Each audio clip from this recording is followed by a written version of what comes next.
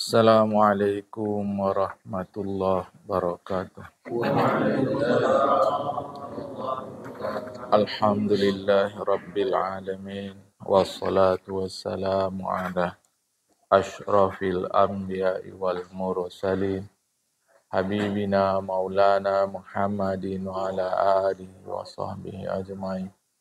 Man yahdillahu fala mudilla lahu wa man yudlil fala hadiya lahu. Qala al-musannif rahimahullahu ta'ala wa nafa'ana bi'ulumihi fid dharain amin summa qala. Makalah yang keenam. Qala alaihi salatu wassalam.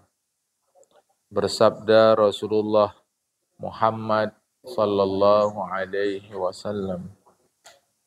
Asyaratun min hadhil ummati. Ada 10 golongan umat ini. Maksudnya umat Nabi Muhammad SAW. Hum kuffarun billahil azim. Wa yadunnuna annahumul mu'minuna. Mereka kafir kepada Allah yang agung. Padahal mereka meyakini tetap beriman. Jadi 10 perbuatan berikut. 10 perbuatan berikut. Kalau orang itu menghalalkannya, maka dia kafir. Murtad, keluar dari Islam. Walau dia yakin dia tetap sebagai orang beriman.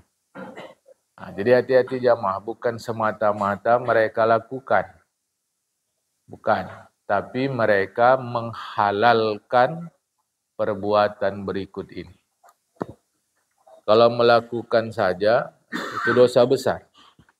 Yang pertama, pembunuh orang muslim atau pembunuh kafir zimmi tanpa kebenaran agama. Jadi, membunuh orang muslim. Si muslim membunuh orang muslim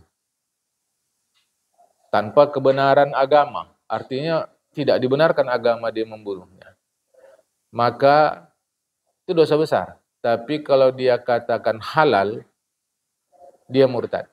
Sebab membunuh muslim yang lain tanpa kebenaran agama, itu dosa besar. Haram hukumnya.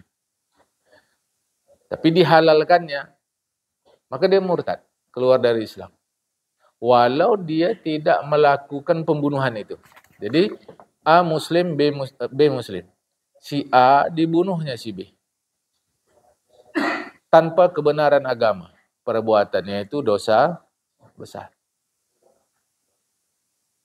Dibunuhnya. Bukan hanya dosa besar, dihalalkannya. Boleh, katanya. Padahal kebenaran agama nggak ada. Dia bukan hanya dosa besar, murtad, keluar dari Islam. Atau dia tak bunuh, tapi ditetapkannya hukum. Boleh membunuh orang muslim yang lain tanpa kebenaran agama. Dia tidak lakukan dosa besar, tetapi dia murtad, keluar dari Islam sebab menghalalkan yang diharamkan oleh Allah. Rupanya ada boleh kita membunuh orang muslim yang lain? Boleh. Contoh, dia algojo, muslim. Mahkamah menetapkan karena si A membunuh si B. Ditetapkan oleh mahkamah si A salah. Maka ditetapkan hukum kisos. Siapa yang melaksanakan kisos? Kan si algojo. Yang muslim dibunuhnya si A. Itu nggak ada berdosa sama sekali. Malah berpahala. Sebab melaksanakan hukum agama. Hati-hati jamaah. Ya. Atau membunuh kafir zimmi tanpa kebenaran agama. Itu dosa besar. Menghalalkannya kafir. Jamaah. Kafir ini ada 4. Penjelasan sama dengan tadi. Kafir ada 4. ada kafir harbi yang berperang melawan orang Islam, maka berlaku hukum perang. Kalau tak membunuh, dibunuh. Kedua, kafir musta'man atau musta'min. Artinya kafir yang minta suaka kepada orang Islam, minta perlindungan. Kafir mu'ahad atau mu'ahid. Kafir yang sedang gencatan senjata dengan orang Islam. Ada lagi kafir zimmi. Siapa kafir zimmi?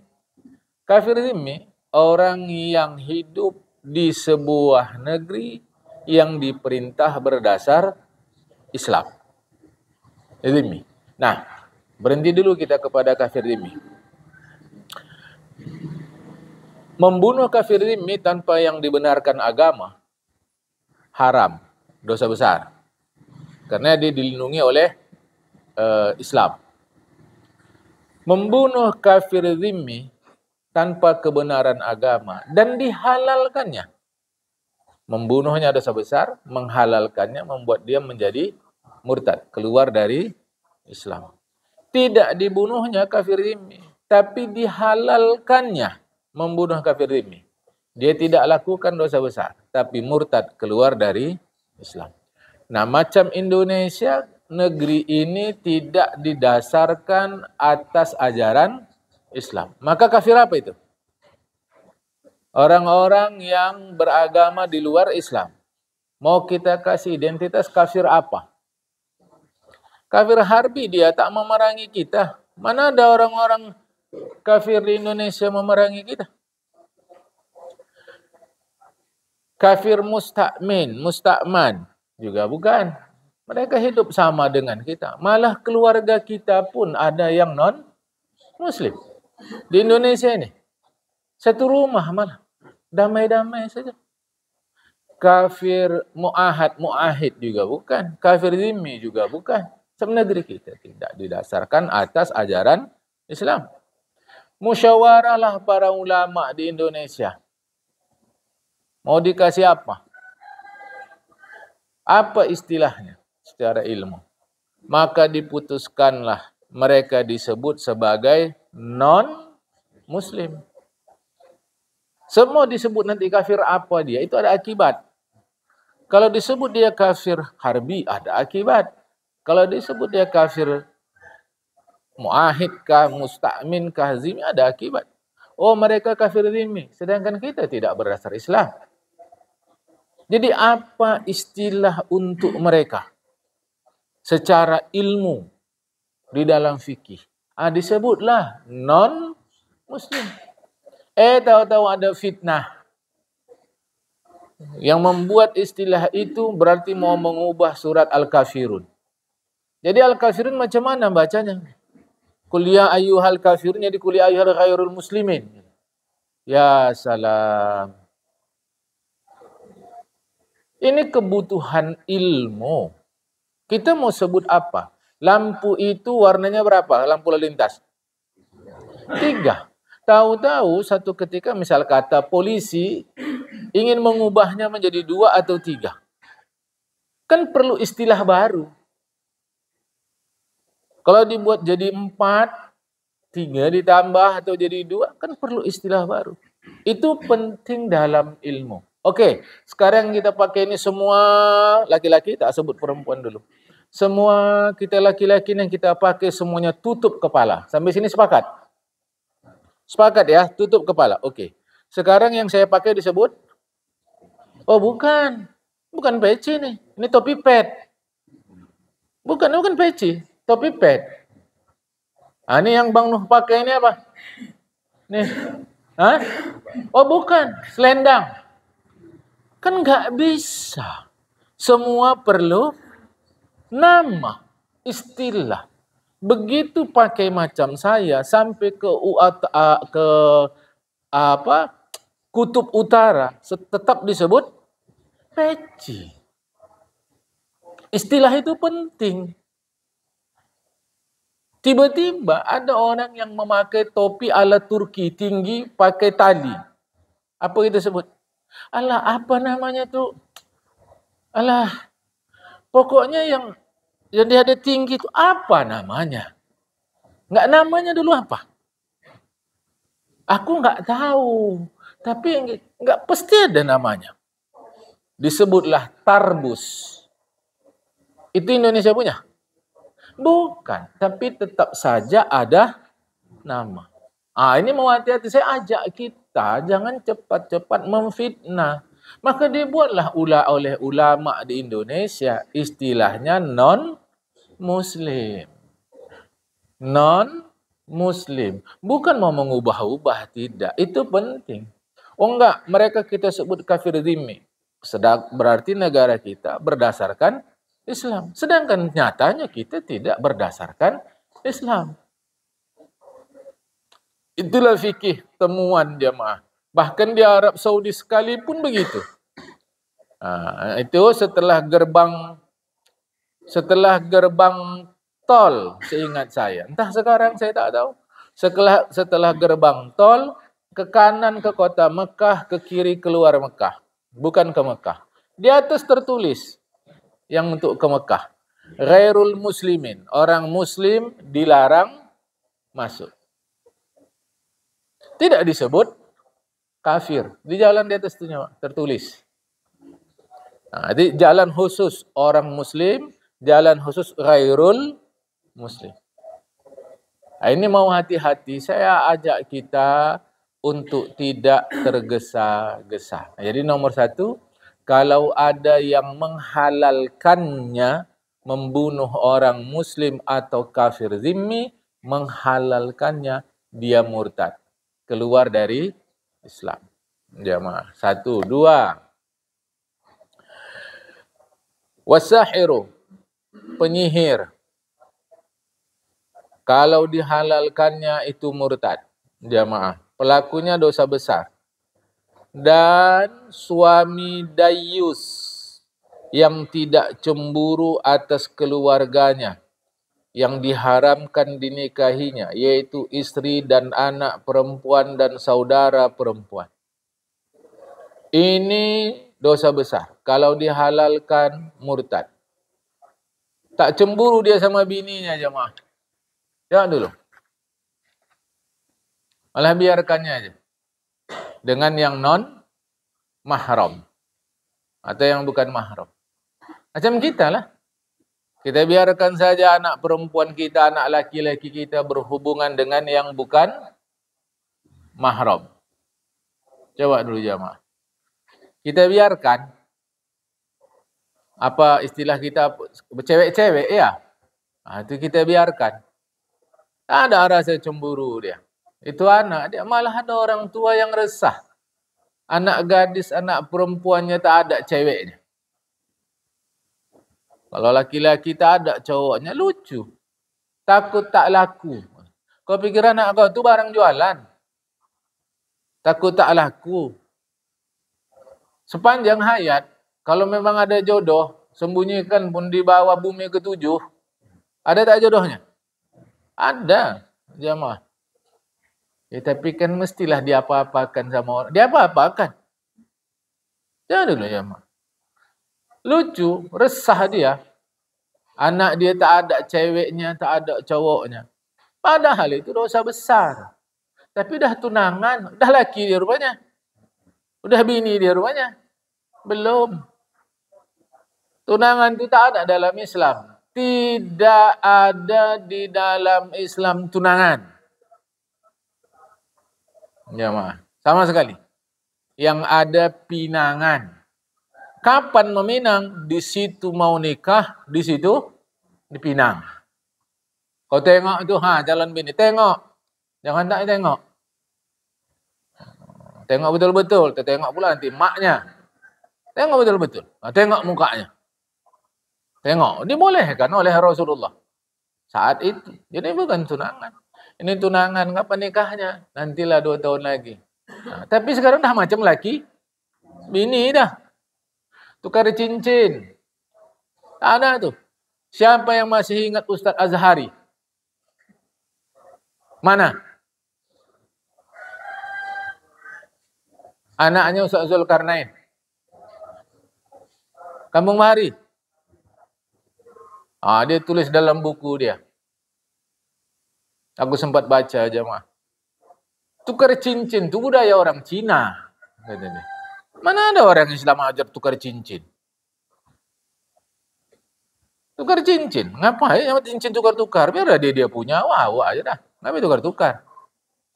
Lucu-lucu gitu ini. Ada ajaran Islam yang bagus lagi sederhana. Sederhana kali ajaran Islam. Kita maunya kompleks. Yang entah dari mana pelajaran itu. Jemaah. Lebih lucu nak boleh pula sana sini. Itu tunangannya itu. Dah alhamdulillah lah dah ada jodoh dia. Apa kata? Sedangkan laki bini yang udah nikah pun bisa berpisah. Pula itu jodoh dia. Kapan kita tahu itu jodoh kita? Setelah sah. Itu jodoh itu. Jemaah.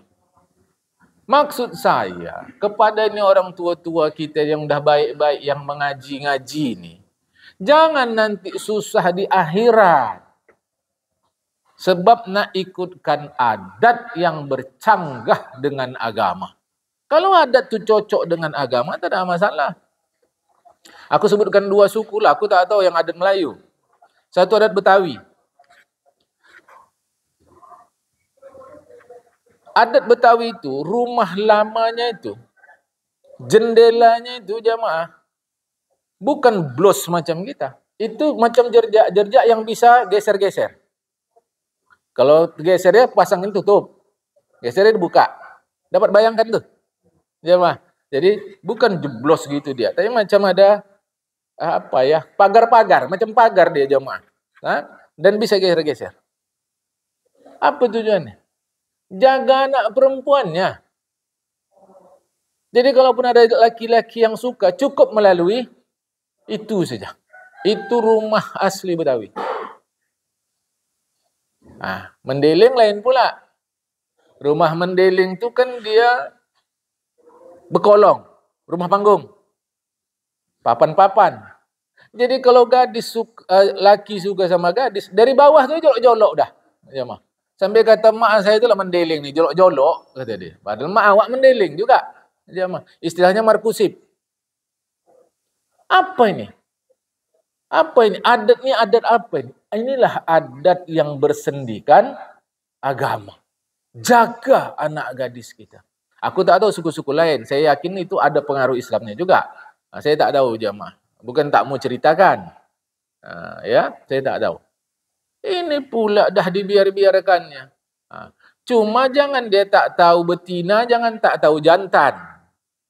Jangan dia tak tahu laki-laki, jangan tak tahu perempuan. Dia mesti tahu. Kerana itu fitrah dari Allah Ta'ala. Tapi bukan pula dibebaskan. Ini harap-harap jamaah dijaga. Yang tak cemburu namanya dayus. Kau mau kemana kau? Mau kerja lah nih bang. Tolong dulu, boncengkan kakak kau ni ke pajak. Padahal ini tak ada hubungan mahram. Bini awak dibonceng orang yang bukan mahram. Dia tak mau, awak bilang parah. Dia tak mau, kerana tahu dia ini bukan mahram. Parah kali lah pula je bang. Tak ada cemburu dia sama istrinya. Dayus. Jamaah. Ini suami-suami yang begini ini, suami-suami yang berbuat dosa besar. Kalau dia halalkan, maka murtad, kafir, keluar dari Islam. Itu maka pernah saya ditanya orang, jadi kalau gitu kerja ojek itu cemana? Ya pula. Ojek ni kan kerjanya melarikan bini orang kan. Melarikan anak gadis orang. Aku nggak ngerti dulu. Namanya awak remaja, mana tahu awak. Kerjanya apa nih? Kerjanya melarikan bini orang, melarikan istri orang. Tapi kalau aku main, kalau melarikan istri orang, bini orang, apa dia tak ditangkap polisi? Aku pikir. Awak yang tak ngerti. Dia ojek. Cemana? Jawaban aku, abang tu ojek. Jawaban aku, bila belum ada kerja lain, itulah. Macam mana lagi jamaah? Kita tak bisa larang-larang orang saja. Mesti ada jalan keluar. Alhamdulillah sewaktu pernah saya dengar di Indonesia ada ojek perempuan. Saya tak tahu apakah berketerusan atau tidak. Saya tak tahu jemaah. Di satu provinsi di Indonesia pernah ada bus khusus perempuan. Dan saya juga tak tahu sekarang apakah terus atau tidak jemaah. Jadi macam ojek itu tak ada masalah. Dalam pengertian itu pula kerja dia.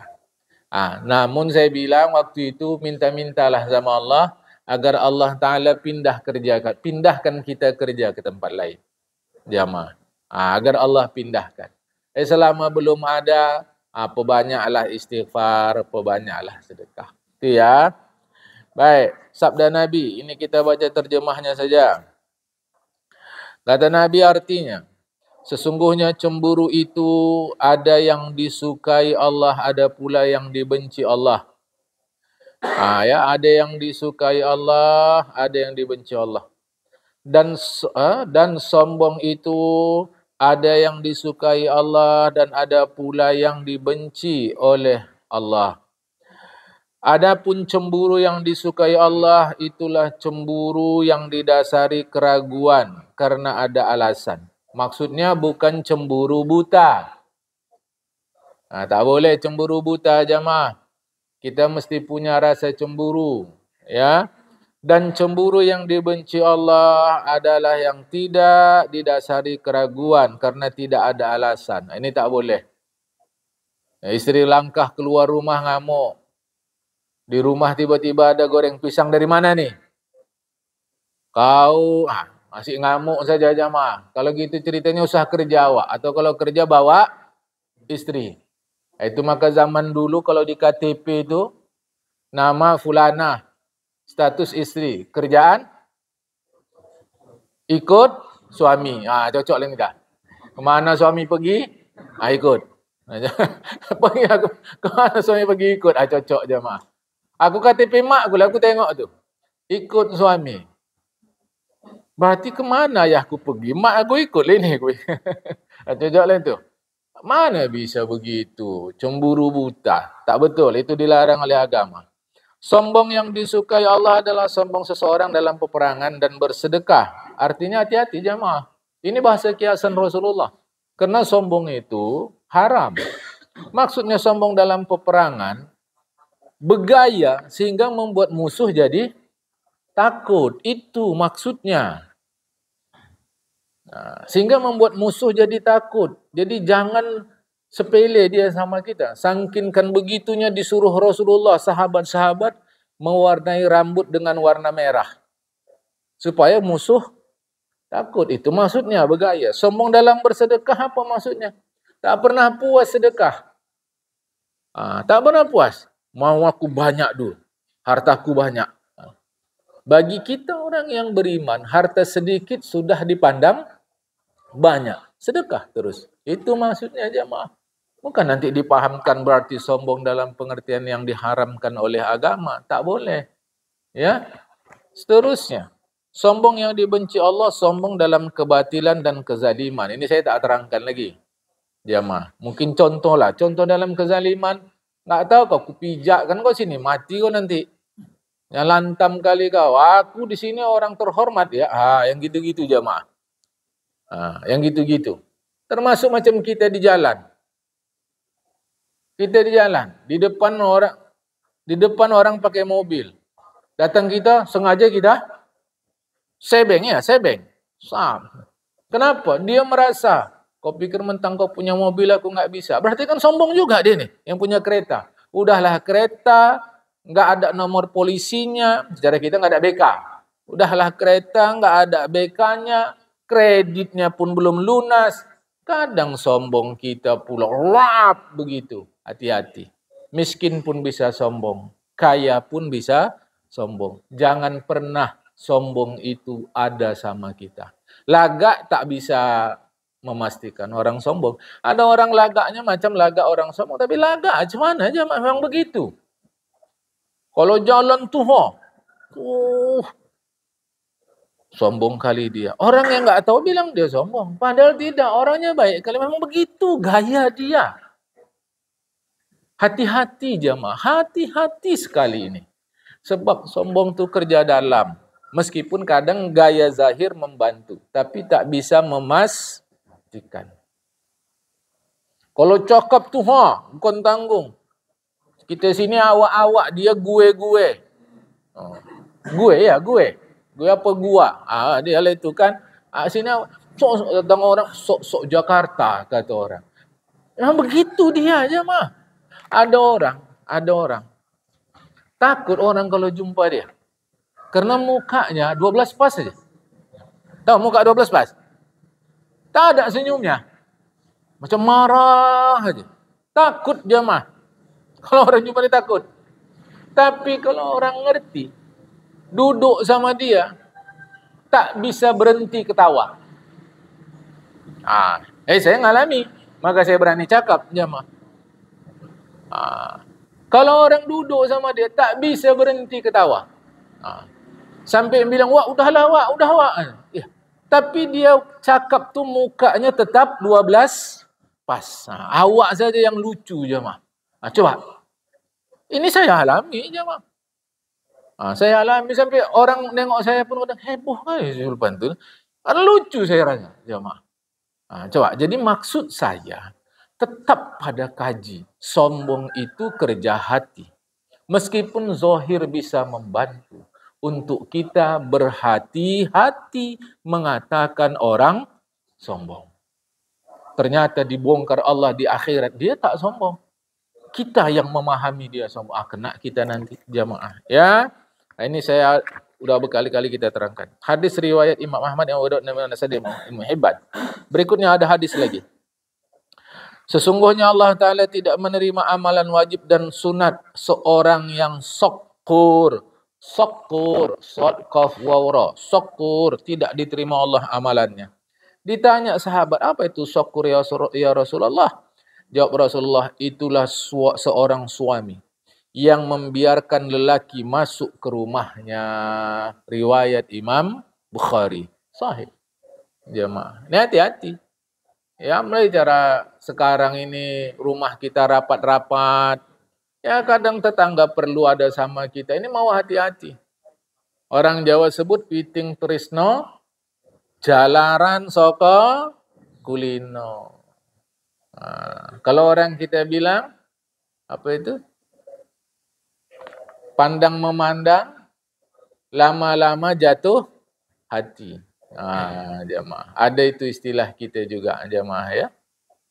Ini hati-hati. Bahasa orang sekarang dihaluskannya, bukan berzina, selingkuh. Jemaah. Dulu nikah siri. Dalam Islam tak ada nikah siri. Siri itu artinya sembunyi. Nikah itu ibadah tidak? Ngapa sembunyi-sembunyi? Awak takut ria, Pak. Iya pula. Jadi takut dia ria dalam ibadah nikah. Diam-diam. Tak ada jemaah. Nikah itu mesti jahri. Mesti terang-terang. Ya, kalau nikah siri itu pasti ada yang salah di dalam tuh. Pasti ada. Sekarang pula tak lagi sebut nikah siri. Nikah siri itu halal. Selingkuh pula. Jemaah. Kalau ibadah apa pula takut? Kan? Tak ada masalah jemaah. Ini mau hati-hati. Ya. Dan orang yang tidak membayar zakat, ini yang keempat. Murtad, kalau dia menghalalkan tidak bayar zakat. Ini saya tak serangkan lagi, karena sudah alhamdulillah mengerti kita. Ada hadis dari Abu Hurairah, kita baca kata Rasulullah, itu halaman 137, baris pertama di atas. Tidaklah pemilik emas dan perak yang tidak menunaikan haknya, melainkan apabila pada hari kiamat dibuatkan untuknya lempengan dari api yang kemudian dipanaskan di neraka jahanam, kemudian digosokkan ke perutnya, ke dahinya, ke belakangnya. Setiap kali mendingin, begitu dingin dipanaskan, dilengketkan lagi. Begitu dingin dipanaskan, dilengketkan kembali. Maka dikembalikan seperti semula pada satu hari yang ukurannya 50.000 tahun. Satu hari akhirat setara 50.000 tahun dunia. Sehingga selesai urusan seluruh manusia, kemudian dia melihat jalannya, ada kalanya ke surga, ada kalanya neraka. Maaf. Di dalam kubur dah dapat siksa itu. Kalau dia menghalalkan tidak membayar zakat, dia murtad. Tapi kalau dia tidak menghalalkan, cuma tak mau mengeluarkan, inilah siksaannya di dalam kubur. Karena akhirnya nanti dimasukkan dia ke surga atau ke neraka. Dimasukkan dia ke neraka, bisa dia murtad, tak keluar lagi, atau dia mukmin kafir. Disiksa sebentar, baru dimasukkan ke dalam surga. Jadi hadis ini menerangkan siksanya di dalam kubur, bukan di dalam neraka, jamaah. Maka kepada kita yang punya harta,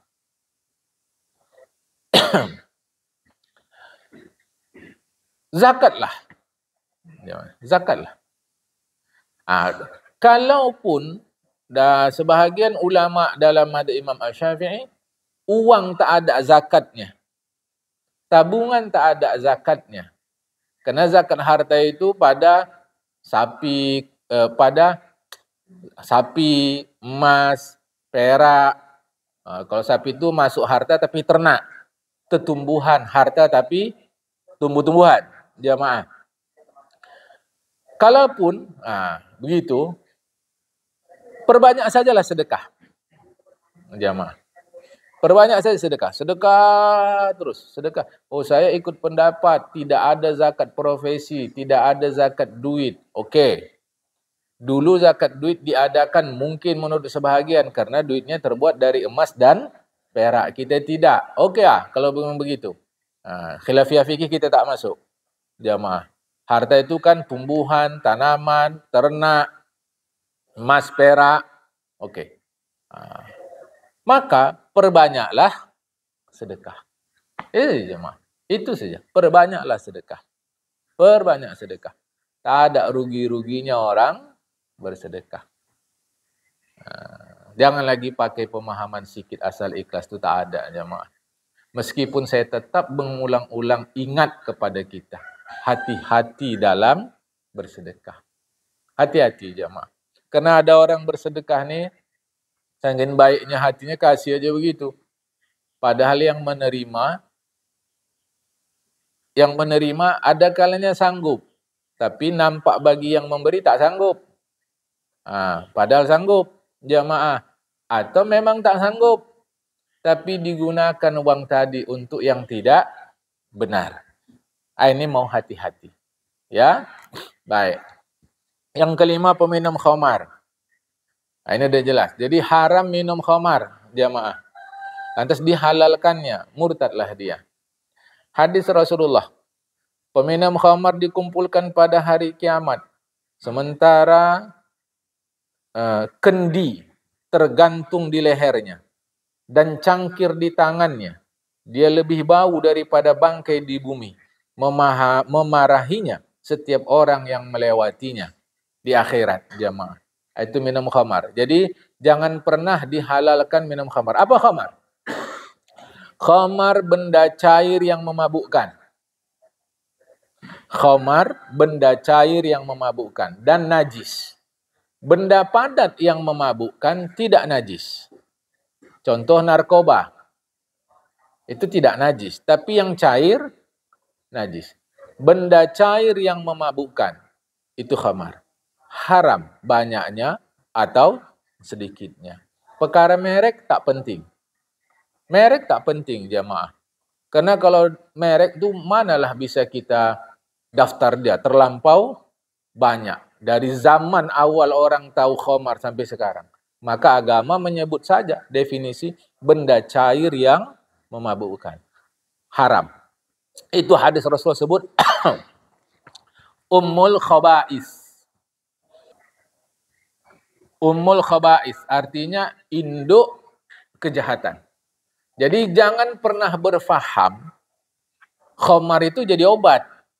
Agama sudah sebut begitu. Ummul Khaba'is, induk kejahatan, jamaah. Ya, ini kadang-kadang ada yang silap-silap nih. Dingin kali awak rasa, minum itu bisa hangat.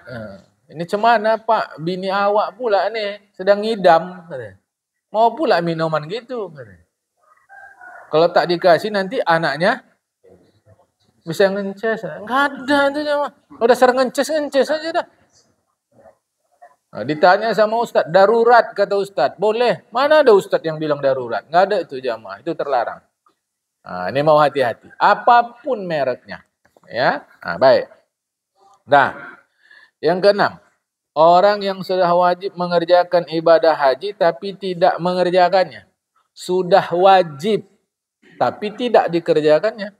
Itu kalau dia katakan halal, murtad dia. Karena berarti mengubah yang wajib menjadi tak wajib, menjadi mubah. Maka berdosa besar dia dan murtad. Allah Ta'ala berfirman, surah Ali Imran, surah 3, 97. Bismillahirrahmanirrahim. Fama wa ma kafara fa innallaha ghaniyun 'anil 'alamin. Siapa saja yang mengingkari maka sesungguhnya Allah tidak perlu kepada sekalian alam. Surah Ali Imran. Maksudnya, siapa saja yang tidak meyakini kewajiban mengerjakan ibadah haji, sesungguhnya Allah tidak memerlukan dirinya. Bukan berarti Allah pernah perlu. Kalau disebut Allah perlu itu bahasa kiasan. Jemaah, bahasa kiasan. Sangkinkan rahman rahimnya Allah kepada kita. Hadis, tadi ayat Quran, sekarang hadis. Bahwasanya beliau, diriwayatkan dari Rasulullah bersabda bahwasanya beliau berdoa untuk umatnya pada petang hari Arafah, tanggal 9 Zulhijjah. Pemerintah sudah tetapkan. Idul Adha hari Senin, tanggal 17. Maknanya hari Ahad tanggal 9 Zulhijjah, hari Arafah. Sunat puasa situ jemaah. Bahwa ada negeri lain yang berhari raya hari Ahad, itu mereka. Pemerintah sudah sebut hari Senin jemaah, ya. Jadi beliau berdoa untuk umatnya pada petang hari Arafah, meminta ampun untuk mereka. Kemudian Allah Ta'ala mewahyukan kepada beliau Rasulullah SAW. Apa kata Allah? Qad ghafartu lahum ma baini wa bainahum. Sesungguhnya telah kuampunkan dosa antaraku dan mereka, kata Allah.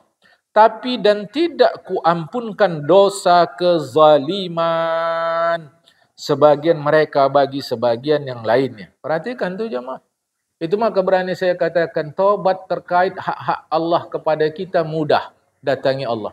Tapi taubat terkait hak-hak orang lain, Allah akan ampuni setelah kita selesai urusan dengan orang lain. Menunjukkan di dalam Islam sangat tinggi harga hak orang lain. Jangan mudah-mudah kita melanggar hak orang. Sekarang ini luar biasa, enak saja mengambil hak orang. Enak aja jemaah. Mudah kali mengambil hak orang. Ini hati-hati. Jangan ya. Kemudian Rasulullah menambah permohonan ampun. Kata Rasulullah dan berkata, sesungguhnya engkau sanggup membuat setiap musuh saling memaafkan. Kemudian Allah tidak mengabulkannya pada malam itu. Tidak dikabulkan Allah jemaah. Jadi maksud Rasulullah, ampunkan sajalah ya Allah dosa sesama manusia, mereka dengan mereka. Allah diam saja. Falamma kana ghadatul Muzdalifati, ketika pada pagi hari Muzdalifah, Allah mewahyukan pengabulan doa itu. Sehingga Rasulullah tersenyum sambil berkata, aku heran melihat musuh Allah, yaitu iblis. Ketika Allah mengabulkan doaku, dia berteriak dengan kata kotor dan buruk, sambil menaburkan pasir di kepalanya. Saya harus ingatkan, dikabulkan Allah doa Rasulullah, termasuk dosa antara sesama kita. Dengan tambahan hadis-hadis yang lain, apabila urusan antara kita diselesaikan. Hati-hati membaca Al-Quran, membaca hadis. Al-Quran itu dia tidak urut-urutan seperti kita membaca buku. Kadang satu ayat, satu hadis, jawabannya pada ayat, pada hadis yang lain. Hati-hati jemaah. Jadi Allah Ta'ala kabulkan doa Rasulullah. Hubungan antara kita akan dimaafkan Allah. Kalau sebatas hadis ini saja, maka kita akan berfaham tak perlu minta maaf sama orang. Padahal hadis-hadis yang lain menjelaskan tidak bisa. Mesti ada kemaafan dari pihak orang yang kita rugikan. Itu hati-hati jamaah. Kalau kita pilih-pilih, meskipun tak nyaman juga ya, biarlah orang merugikan kita. Asal jangan kita merugikan orang. Kan tak nyaman juga ini jamaah. Mau kita tidak saling merugikan. Ya. Kemudian yang ketujuh, dan penyebar fitnah. Maksudnya mengusahakan sebab-sebab terjadinya fitnah. Jangan risau kita yang difitnah orang. Pahala mengalir deras. Tapi dia yang menyebar luaskan fitnah itu kasihan awak. Pahala dia Allah geser ke kita. Bila fitnah jalan terus, pahala kita, dosa kita Allah geser ke dia. Kepada kita yang tidak tahu pasti sesuatu, mulut diam. Mau tahu pasti sesuatu tadi tentang si fulan, jumpai si fulannya. Jumpai si fulanahnya. Segan lawak, enggak enak, diam. Jamaah, diam. Karena kalau kita ikut fitnah, saya harus tantang kita, siapa di antara kita yang sudah kelebihan pahala? Saya tantang kita, jamaah. Tahu-tahu kita ikut sebar fitnah. Coba dulu. Teng, tong, teng di rumah tadi. Tak tahu kita apa kejadian. Mungkin pernah saya ceritakan ilustrasi itu. Tahu-tahu kita cerita sama orang-orang. Laki bini berkelahi. Aku dengar tadi tusuk tadi pagi. Tuang, tuang, tuang, tuang. Sampai istrinya berteriak. Istrinya takut kecoa. Lipas. Cara kita sini coro. Istrinya takut kecoro. Berteriak-teriak. Laki sedang tidur pulas. Capek tadi malam. Dia sepun subuh ke musola ke masjid. Kita capek. Terkejut laki dia. Berteriak pula. Pap, kejatuh piring. Anak terbangun. Nangis. Apa itulah kasihan orang tu. Berkelahi laki bini. Subuh lagi. Sampai anaknya nangis. Heran awak. Tuh. Kemana-mana. Bahagianya lah orang ni. Dapat transfer pahala. Ya, apa lagi kalau enggak kayak gitu? Bini berteriak. Laki mengamuk begitu. Anak menangis kalau enggak berantem orang tu. Ya bukti. Aku dengar suara piring-piring pecah. Apa? Coba tengok jamaah.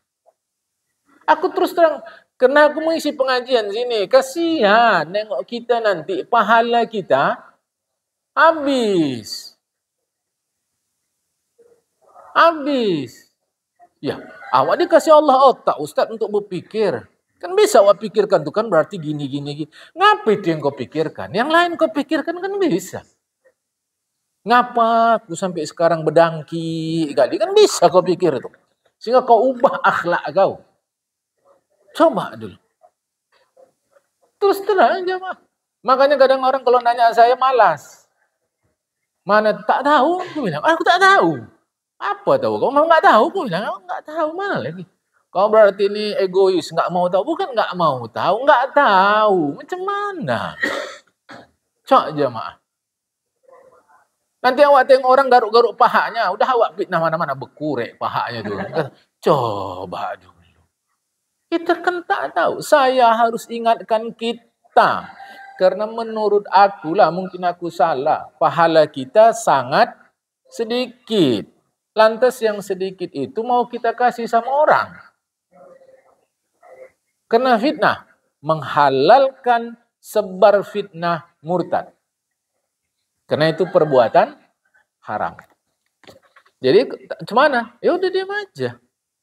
Udah lama si fulan ni tak datang-datang ngaji. Tapi semalam ku tengok waktu ada acara di mall ada dia. Aku yang pergi juga ke sana. Cerita sama bini. Bini cerita, bini kan ada perwiritannya. Cerita sama anggota wirid. Anggota wirid kan ada laki dia. Cerita semua.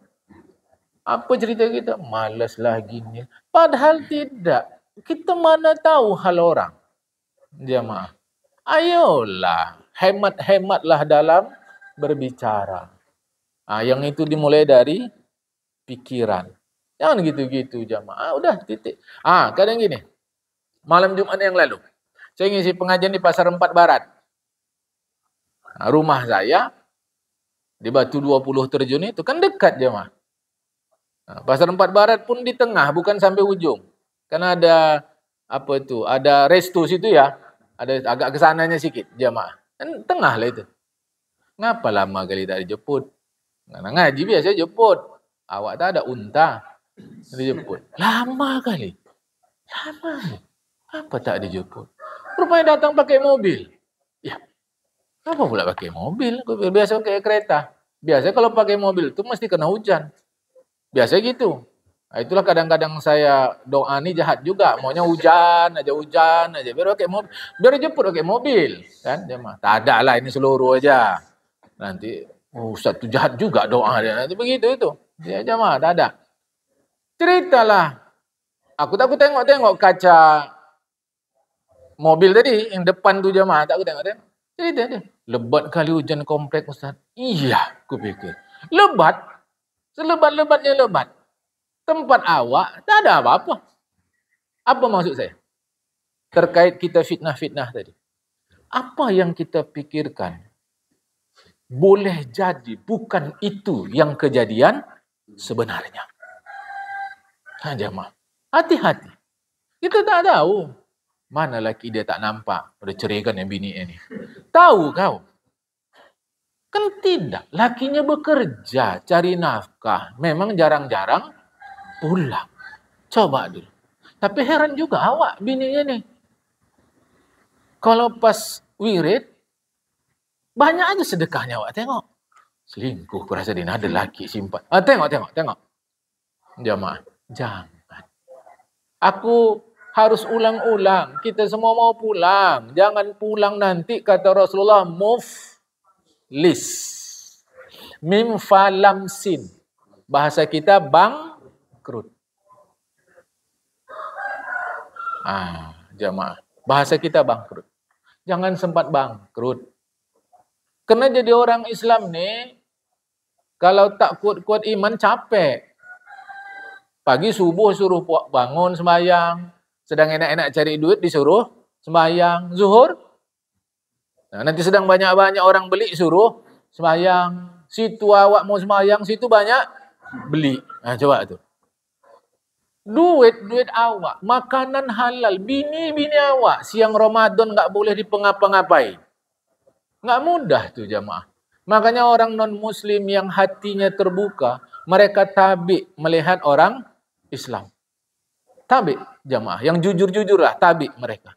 Kenapa bisa orang Islam macam gini? Sampai pendeta-pendetanya yang jujur, pedanda-pedandanya yang jujur, biksu-biksunya yang jujur. Salut kepada orang Islam. Bahwa mereka tidak memeluk Islam, itu pribadi mereka. Salut mereka jemaah. Kenapa bisa gini? Maksud saya, usaha begini cara kita berkorban. Jangan pengorbanan itu kita buat menjadi sia-sia. Jadi menyebar fitnah haram ya, menghalalkannya dosa besar dan murtad. Dan penjual senjata. Maksudnya apa saja yang diperlukan dalam peperangan kepada orang yang sedang berperang. Ini dia tak boleh dalam Islam. Padahal untuk perang. Sebab dalam Islam itu, perang itu kalau bisa ditiadakan. Tapi sekarang tidak. Malah memang ada usaha orang jual beli senjata. Nah, panjanglah ceritanya itu jamaah. Ya, bahkan itu jadi keuntungan. Jadi industri pula lagi. Ya. 9. Menyetubuhi dubur istrinya. Saya tak panjangkan cerita ini. Dan menikahi mahramnya sendiri. Ini pun sudah tak perlu lagi kita ceritakan jamaah. Maksudnya menyetubuhi kerabatnya yang haram dinikahi. Karena dimilikinya sebagai budak atau sebab yang lain. Jika dia yakin atau kuat sangka perbuatan-perbuatan ini halal yang 10 ini, maka kafirlah dia. Adapun jika dia berkeyakinan ini haram, maka dia tidak kafir. Jamaah. Ya, ini mau hati-hati. Baik, makalah yang ketujuh kita baca agak cepat. Makalah yang ketujuh. Qala Nabi SAW. Kata Rasulullah, kita baca terjemahnya. Tiadalah seorang manusia di langit dan tiada pula di bumi menjadi orang beriman yang sempurna.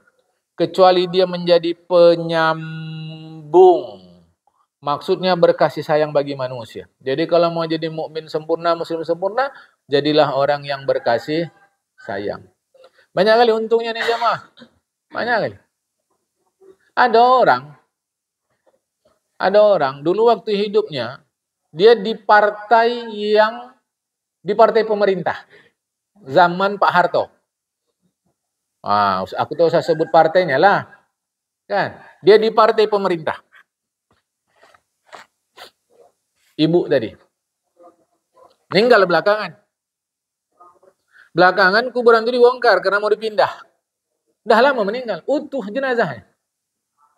Bisik-bisik masyarakat. Apa sebab utuh? Apa amalan dia? Inilah kerja dia, amalannya. Suka nyambung-nyambungkan tali orang yang putus. Inilah amalannya. Menyambung-nyambungkan hubungan orang. Nah, jadi dia menjadi pemadam kebakaran. Bukan ikut membakar lalang kering. Itu amalan nenek. Amalan ibu itu. Amalan wak itu. Jamaah. Saya tahu nenek itu orangnya. Tahu saya wak itu. Saya tahu ibu itu. Tahu.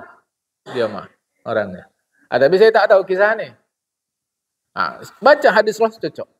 Jadi mukmin yang sempurna dia menjadi penyambung kasih sayang. Jamaah ya. Tahu kita laki bini ini sedang berkelahi. Redakan jamaah. Kalau bisa damaikan. Bahkan kalau kita punya harta, keluarkan harta kita. Biar damai orang itu. Jangan ikut membumbu-bumbui. Kadang sengaja dibumbui karena kita berharap laki dia walau dah duda nanti mau nikahi anak kita. Itu karena jahat gitu jamaah. Cocok lah ini berkelahi orang ni cocok. Dibumbuinya lagi supaya jadi cerai, dia masuk untuk anak dia. Karena dia tahu duda ni kerjanya elok. Duitnya banyak. Elok menurut masyarakat, menurut agama boleh jadi haram. Tapi menurut masyarakat elok, duitnya banyak. Ini hati-hati, jangan jemaah ya. 2. Wala yakunu wasulan hatta yakunu musliman. Dia tidak akan bisa menjadi penyambung kecuali dia menjadi muslim yang sempurna. Maksudnya mematuhi hukum agama. 3. Dia tidak akan menjadi muslim yang sempurna kecuali orang lain selamat dari kejahatan tangan dan lidahnya. Maksudnya tidaklah dia menyakiti orang lain dengan lidah dan tangannya. Hati-hati jemaah, ya. Yang 456. Dia tidak akan menjadi muslim yang sempurna kecuali dia berilmu. Itu maka kita perlu mengaji. Dan dia tidak akan menjadi orang berilmu kecuali dia mengamalkan ilmunya. Dan dia tidak akan menjadi orang yang mengamalkan ilmunya kecuali dia zuhud, yaitu meninggalkan kesenangan dunia demi kelapangan akhirat. Ini sudah saya ceritakan. Tak ada hubungan zuhud dengan merana. Merana belum tentu zuhud. Zuhud tak mesti merana. Dah saya terangkan jemaah. Dan tidak akan menjadi zuhud kecuali dia warak, yaitu menjaga diri. Warak ni pula tak ada hubungan dengan lemah gemulai. Jalannya tenang, waktu sembahyang tangannya takbir diangkat pelan-pelan. Itu bukan warak. Entah mungkin dia lemas, belum makan, mungkin lah. Dia tak ada tu. Warak tu ni dia, menjaga diri. Warak itu senantiasa berbuat yang bagus-bagus. Berkata Syekh Yahya bin Mu'adz Ar-Razi, betapa jadi zuhud orang yang tidak warak. Jadi tak bisa orang zuhud kalau tidak warak. Waraklah terhadap yang tidak engkau miliki. Kemudian zuhudlah terhadap yang engkau miliki. Yang tidak kita miliki, waraklah kita. Kita tak usah mau kayak gitu. Tidak, waraklah. Apa yang ada pada kita, zuhudlah kita. Jadi warak terhadap benda yang tidak kita miliki. Zuhud terhadap benda yang kita miliki.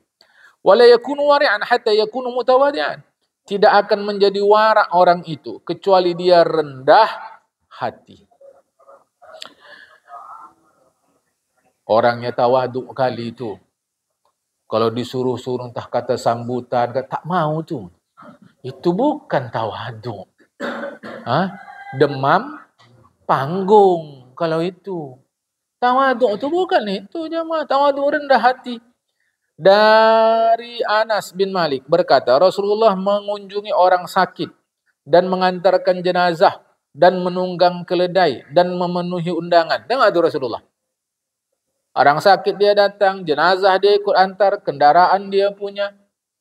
Jadi jangan dibilang orang tamaduk itu tak punya kendaraan, orangnya diam. Bukan, bukan. Belum tentu jamaah ya. Rasul bersabda, siapa saja yang baik tampilan dirinya karena kehormatannya, tidak malu pula merendahkan hatinya, jadilah dia keluarga suci Allah pada hari kiamat. Riwayat Abu Nuaim. Bahasa kita, orang necis tapi rendah hati, keluarga Allah pada hari kiamat. Siapa bilang necis itu salah? Yang salah kan orang tua tak merasa sebagai orang tua. Nah, apa bahasa masyarakat kalau orang tua yang pecicilan tuh? Gatal. Nah, itu yang salah. Tapi kalau berpakaian segak, rapi, apa masalahnya? Apa masalahnya jemaah?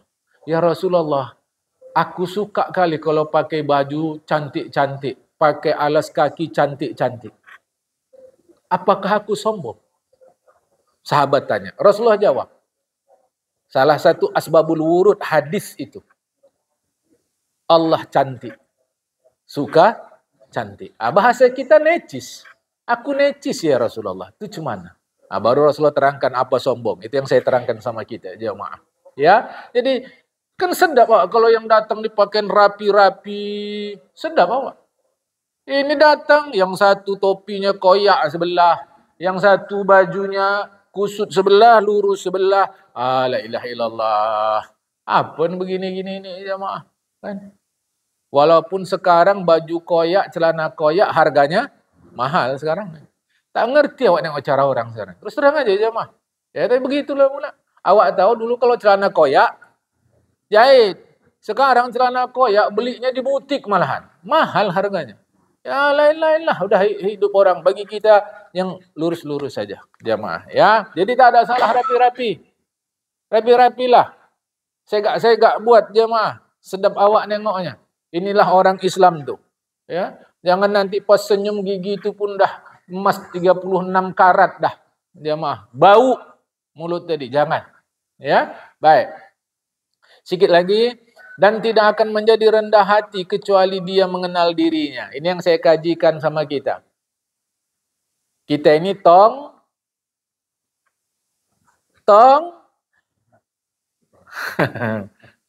tai.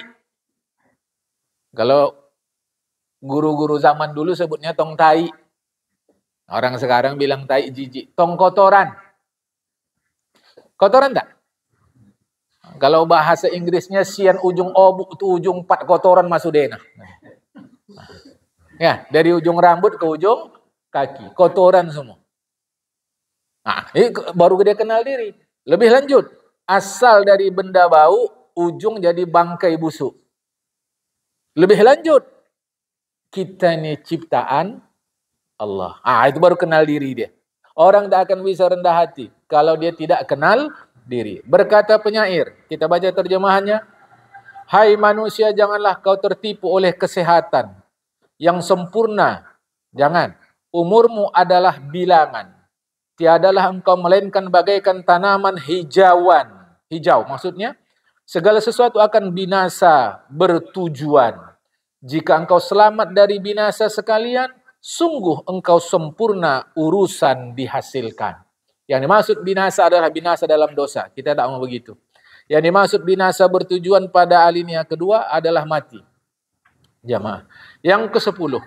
Tidak akan mengenal dirinya kecuali dia dapat mengendalikan perkataannya.